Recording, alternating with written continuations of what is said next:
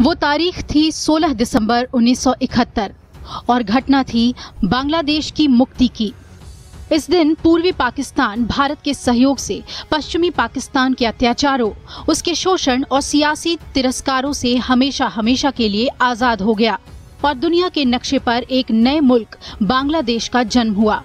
लेकिन आजादी की ये लड़ाई बंग बंधु के नाम से मशहूर शेख मुजीबुर रहमान द्वारा 26 मार्च 1971 को पाकिस्तान से बांग्लादेश की स्वतंत्रता की घोषणा के साथ शुरू हुई और आजादी मिलने के बाद से हर साल बांग्लादेश 26 मार्च को अपनी स्वतंत्रता दिवस के रूप में मनाता है।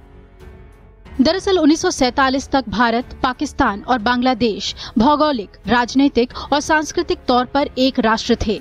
1947 में अंग्रेजों ने भारत से जाने का फैसला किया। जाने से पहले अंग्रेज भारत को 2 हिस्सों में बांटकर चले गए।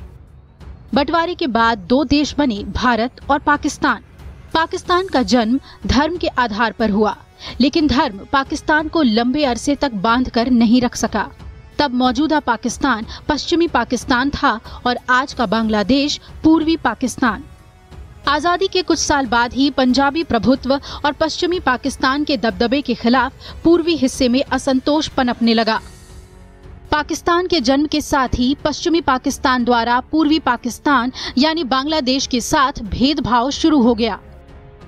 1948 में उर्दू को पाकिस्तान की राष्ट्रीय भाषा का दर्जा दिया गया। बांग्ला भाषी लोगों में इसे लेकर गुस्सा भड़क उठा। ढाका में छात्रों के एक बड़े समूह ने बांग्ला को बराबरी का दर्जा दिए जाने की मांग करते हुए विरोध प्रदर्शन किया। पुलिस ने निहत्थे छात्रों पर गोलियां चलाई। कई निहत्थे लोग इस गोलीबारी में मारे गए। इसके बाद बांग्ला आंदोलन हिंसक हो गया। इस आंदोलन ने भाषाई पहचान को लेकर अलग देश की मांग के बीज बो दिए।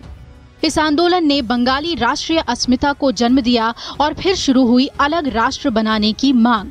लेकिन जिस घटना ने बांग्लादेश के लोगों को अलग राष्ट्र बनाने पर मजबूर कर दिया, वो था 1970 में हुए पाकिस्तान का आम चुनाव। इस चुनाव के नतीजों ने पाकिस्तान का विघटन तय कर दिया। दरअसल आवामी लीग को इस चुनाव में सबसे ज्यादा सीट मिली, लेकिन पश्चिम में जुल्फिकार अली भुट्टो की पीपीपी को ज्यादा सीट हासिल हुई। भुट्टो ने चुनाव परिणाम को ही मानने से इनकार कर दिया। इसके खिलाफ 7 मार्च 1971 को ढाका में एक विशाल रैली का आयोजन किया गया। इसके बाद शुरू हुआ बांग्ला मुक्ति संग्राम, जिसके बाद बांग्लादेश मुक्ति वाहिनी का गठन हुआ। पाकिस्तान ने भारत पर पूर्वी पाकिस्तान के नेताओं को बरगलाने का आरोप लगाया। पाकिस्तानी फौज ने आम लोगों पर जुल्म ढाने शुरू किए। लाखों की तादाद में लोग भारत की सीमाओं में घुसने लगे। इस बीच पाकिस्तान ने भारत के कई हिस्सों पर हमला कर दिया। तत्कालीन प्रधानमंत्री इंदिरा गांधी ने ऐलान किया कि बांग्लादेश की लड़ाई अब भारत की लड़ाई है और आखिरकार 16 दिसंबर 1971 को एक नए राष्ट्र बांग्लादेश का जन्म हुआ। दरअसल बांग्लादेश के जन्म के बाद से ही पाकिस्तान और बांग्लादेश के रिश्तों में खटास कायम रही है। हालांकि कुछ राजनीतिक दलों का झुकाव पाकिस्तान की तरफ बना रहा। बांग्लादेश पाकिस्तान पर उसकी अंदरूनी राजनीति में दखल देने का आरोप लगाता रहा है। जब मुक्ति आंदोलन का दमन करने के आरोप में बांग्लादेश की जमाते इस्लामी के कई नेताओं को फांसी दी गई, तो पाकिस्तान ने इस पर ऐतराज जताया। इसे लेकर दोनों देशों के बीच विवाद और बढ़ गया। जमाते इस्लामी पर बांग्ला मुक्ति आंदोलन के दमन में पाकिस्तानी फौज का साथ देने के आरोप हैं। भारत से अलग होने के बाद अपने अस्तित्व में आते ही पश्चिमी पाकिस्तान ने पूर्वी पाकिस्तान पर अत्याचार करना शुरू कर दिया था। पाकिस्तानी सेना के कत्लेआम और लगातार बढ़ते अत्याचार के चलते बड़ी संख्या में बांग्लादेशी भारत में शरण लेने को मजबूर होने लगे। देखते ही देखते भारत में बांग्लादेशी शरणार्थियों की संख्या 1 करोड़ तक पहुंच गई। तत्कालीन भारत सरकार ने न सिर्फ इन शरणार्थियों की मदद की, बल्कि उनके लिए बिहार, बंगाल, असम, त्रिपुरा में राहत शिविर भी लगवाए। पाकिस्तानी सेना के आतंक से बचने के लिए बड़ी संख्या में बांग्लादेशियों के भारत आने से शरणार्थी संकट बढ़ने लगा। इससे भारत पर पाकिस्तान के खिलाफ कार्रवाई करने का दबाव बढ़ गया। मार्च 1971 में इंदिरा गांधी ने भारतीय संसद में भाषण देते हुए पूर्वी पाकिस्तान के लोगों की मदद की बात कही। जुलाई 1971 में भारतीय संसद में सार्वजनिक रूप से पूर्वी पाकिस्तान के लड़ाकों की मदद करने की घोषणा कर दी गई। भारतीय सेना ने मुक्ति वाहिनी के सैनिकों को मदद और प्रशिक्षण देना शुरू कर दिया। यही नहीं, पूर्वी पाकिस्तान पर पाकिस्तान के दमनकारी कार्रवाई और मानवाधिकारों के उल्लंघन को भारत ने संयुक्त राष्ट्र संघ में जोर शोर से उठाया और हस्तक्षेप की मांग की।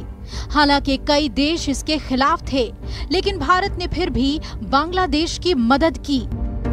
भारत ने बांग्लादेश को न सिर्फ व्यक्तिगत स्तर पर मदद की, बल्कि इसके लिए अंतर्राष्ट्रीय स्तर पर समर्थन जुटाने की भी कोशिश की।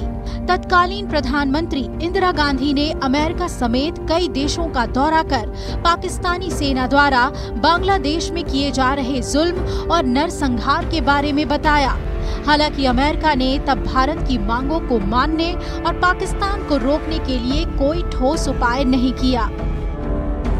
शांति स्थापित करने के भारत के लगातार प्रयास के बावजूद जब पाकिस्तानी वायुसेना ने 3 दिसंबर को भारतीय वायुसेना के ठिकानों पर हमला बोल दिया, तब भारत को इस लड़ाई में सीधे तौर पर शामिल होना पड़ा और इसके साथ ही 1971 की भारत-पाक युद्ध की शुरुआत हो गई।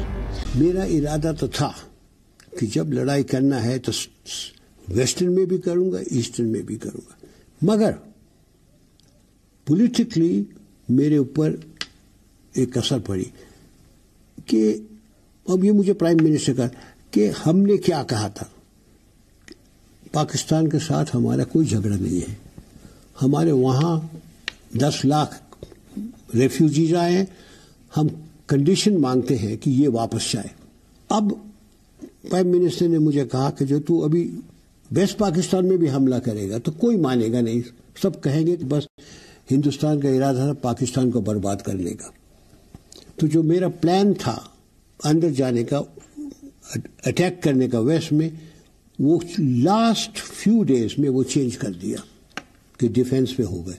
एक ही छोटा हिस्सा छोड़ दिया था वो चिकन नेक के पास, शम के एरिया में। हाँ, वही मैंने आपको वहाँ क्या हम लोग कमजोर थे? नहीं, कमजोर नहीं थे वो, क्योंकि मेरा प्लान था ऑफेंसिव। फिर in the last few minutes for political reasons it became defensive. नहीं तो हम लोग अंदर जाने वाले थे, उसके बाद हम लोग पीछे आ गए। तो बड़ा टेंस रहता होगा उस समय? बिल्कुल टेंस नहीं था। मैं बिल्कुल टेंस नहीं था, मुझे कोई शक नहीं थी, कोई शक नहीं था कि क्या होगा, क्योंकि मैंने प्लान किया था पहले 7 महीने से प्लान किया था, काफी फौज थी, और मुझे कोई शक नहीं था कि क्या करेंगे। डे बाय डे मेरा प्रोग्राम था कि आज इधर होंगे, कल इधर होंगे, परसों इधर होंगे। फौज का काम है लड़ने का, कमांडर का काम है फौज को तैयार रखने का और प्लान देने का। मैंने उनको प्लान दिया था और लड़ाई के पहले लद्दाख से लेके पूरा बॉर्डर तक मैं जाकर सब जवानों को मिलता था, 3000 जवान, 4000 जवान, 5000, और उनके साथ पहले ही बात करता था बिल्कुल सफाई के बाद कि मैंने आपको ट्रेनिंग दी है, मैंने हथियार दिया है, मैंने प्लान बनाया है, एक चीज नहीं दी, मेरा दिल। अब मैं अगली दफा मिलूंगा आपको तो पाकिस्तान के अंदर मिलूंगा। उनकी मोराल बहुत हाई थी।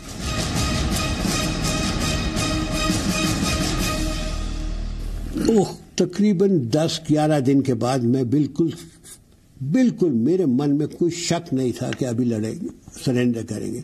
और मैंने सरेंडर डॉक्यूमेंट तैयार करके रखा था, ये सरेंडर डॉक्यूमेंट मैंने बनाया था। मैंने मिस्टर हक्सर जो थे प्राइम मिनिस्टर साहब के सेक्रेटरी, उनको भी दिखाया था, मिस्टर KB लाल जो डिफेंस सेक्रेटरी थे उनको भी दिखाया था। और जब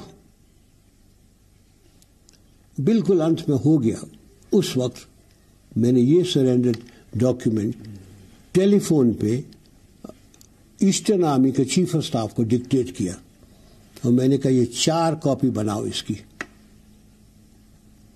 एक कॉपी न्याजी को देना, एक जनरल जगजीत सिंह साहब को देना और 2 मेरे पास भेज देना। एक सरकार को दूंगा और एक मेरे दफ्तर में रहेगा। और फिर मैंने जगजीत सिंह को ये भी कहा था, I talk to him in English, कि ये तेरे लिए बहुत बड़ा दिन है, जब तू सरेंडर लेने जाएगा, take your wife with you. तो सब लोग कहते, yes take your wife, it's a big day in his life. So he took his wife with him. जब सरेंडर हो गया तो मेरा एक ही बात मेरे पास थी कि जल्दी से जल्दी मैं पाकिस्तान सोल्जर को हिंदुस्तान ले आऊं। इस कारण कि उन्होंने बहुत जुल्म किया था वहां। बंगाली फिर आजाद हो गए थे, शायद उनके ऊपर बदला वगैरह ले, उनके हथियार वगैरह मैं सब लेके ले आया था। तो जब मैं ये 93,000 पाकिस्तान सिपाही और उनकी फैमिलीज वगैरह ले आया, तो फिर मेरी फर्ज थी कि उनको संभालना। तो मैंने उनको कैंप में लगाया। आपको एक किस्सा बताऊं। उनको मैंने जो कैंप में लगाया, 5,000 यहाँ, 4,000 यहाँ, 6,000 यहाँ, और मैं जाया करता था मिलने। मैं जब एक कैंप में गया तो वहां सब सूबेदार मेजर और सरदार थे। तो जब मैं गया, मैंने सूबेदार मेजर साहब, पाकिस्तान सूबेदार मेजर साहब के हाथ मिलाया। मैंने कहा, साहब मैं देख सकता हूं?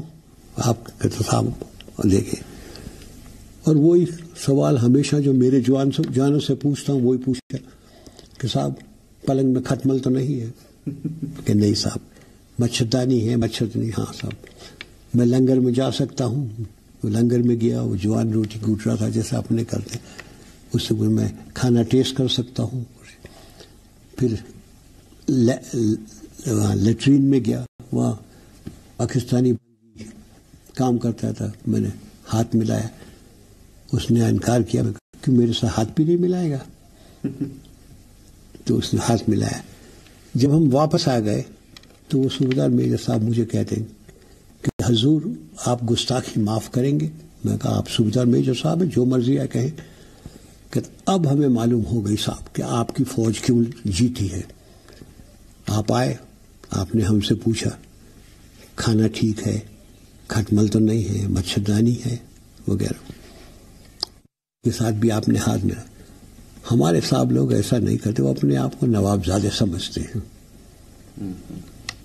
तो मैंने जो कैदी थे उनका बहुत अच्छी तरह बर्ताव किया उनके साथ। अंत में ये जो 93,000 हैं, ये घर जाएंगे। जैसे हमारे जवान हैं, गांव में रहते हैं, जाके खटिया पे बैठेंगे, हुक्का पिएंगे, बाकी सब जमा होंगे। वो क्या कहेंगे? ये लोग जाके कहेंगे कि देखो हिंदू इतना खराब नहीं है, हमारे साथ कितना अच्छा बर्ताव किया। तो ये जो दुश्मनी है फजूल है। पाकिस्तान, चीन, अमेरिका और इस्लामिक देश बांग्लादेश के गठन के खिलाफ थे, लेकिन भारत ने पूर्वी पाकिस्तान के नेताओं और लोगों को पूरा सहयोग दिया ताकि वो पाकिस्तान के पंजे से छुटकारा पा सकें। 13 दिनों तक चले इस युद्ध में भारतीय सेना के बहादुरी और शौर्य के सामने हार मानते हुए 16 दिसंबर 1971 को पाकिस्तान ने 93,000 सैनिकों के साथ आत्मसमर्पण कर दिया और इसके साथ ही दुनिया के मानचित्र पर एक नए देश बांग्लादेश का उदय हुआ। 1971 के भारत पाकिस्तान युद्ध में भारत की विजय और बांग्लादेश के निर्माण ने पूरी दुनिया में जहां भारत की मान और शान को बढ़ाया, वहीं भारत ने ये भी दिखा दिया कि मानवता की रक्षा और अपनी सुरक्षा के लिए वो पूरी तरह से सक्षम और समर्थ है।